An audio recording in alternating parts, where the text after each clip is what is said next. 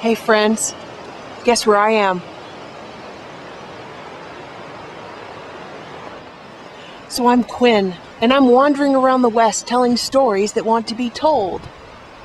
And this week, I am in a forest at the base of the North Cascade Mountains, way up by the Canadian border. And this forest had some fire less than 2 years ago, and I wanted to see how it's doing. Fire is one of the oldest and most effective ways to keep a healthy forest healthy. When fire moves through a forest, it does a number of very important things. It burns off all the little trees to leave room for the bigger ones to grow.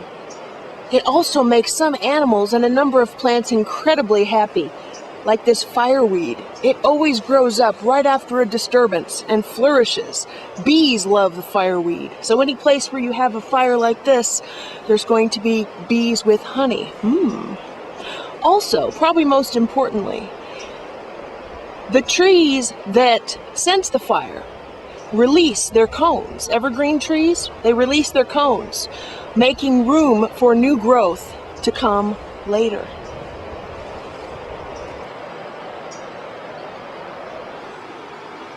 Now here's a good example of how a fire can help a tree.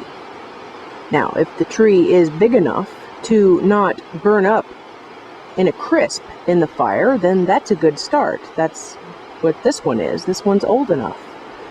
And then the flames lit up the tree, burn off the bottom branches, making it less susceptible next time for fire. And then as you go up the tree, the fire couldn't get up there and the tree is alive. Now on the other hand, when a fire happens in a forest that has too many small trees, young trees, too close together, now that may happen because of cutting by humans or some kind of natural experience like a volcano or a windstorm. They all grow back up, same age, too close together. Fire rips through the area and it burns too hot. That's not good. When a fire burns that hot, it burns up everything in its path, even healthy, older trees, everything. And even it can be so hot that it singes the ground, causing floods and making it very difficult for anything else to grow.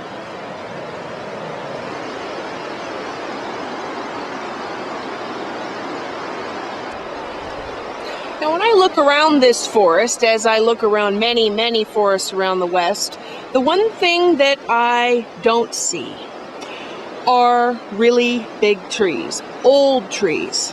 Now, for thousands of years, however long there have been forests, there have always been the really big ones that were able to grow for 500, 700, 900 years. Not here.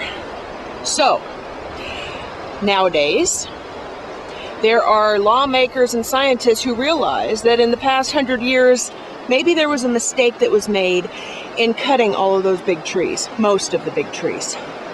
So they're making new plans to help regenerate and help along the dry forests by coming in and thinning out the young trees, leaving the big trees to help those trees that are big right now, maybe only 100 years old, maybe actually get to be an elder tree. And since much of the West has experienced drought for years, every summer, forests and communities go up in smoke because of fires that are too hot. Hey, it's raining. That'll help. Say a prayer for the forests. I'm Quynn Elizabeth.